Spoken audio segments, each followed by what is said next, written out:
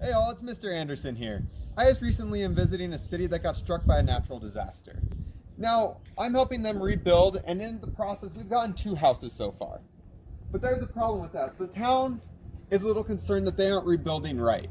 They found out that you all just learned about natural disasters and some things that we can do to help minimize the effects that they have on the townspeople. So they asked you to do some research for them.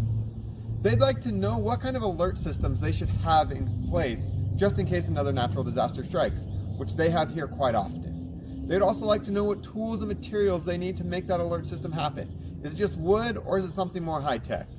They would also like to know what kind of damage they can expect from the different levels of these disasters that are occurring to them.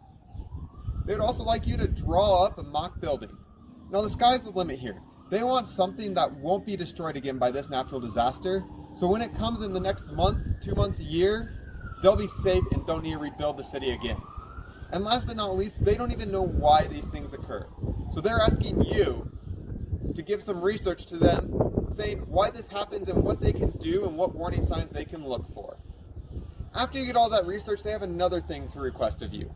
See, while they're really worried about just rebuilding, they don't have the thought process and the capability right now to plan this all out. So they asked you to plan the city for them.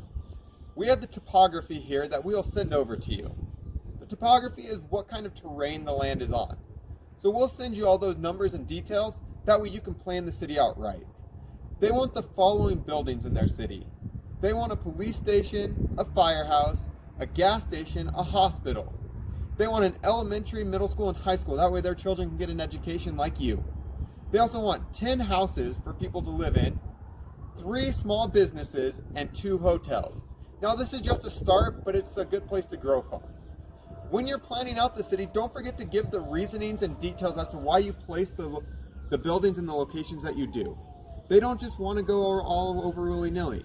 Use the topography that we send and make sure you give a detailed reason. After that map is all sent over to us, we have a third request from this place. They want you to build a 3D model of a house. Now this house, they want to withstand an earthquake.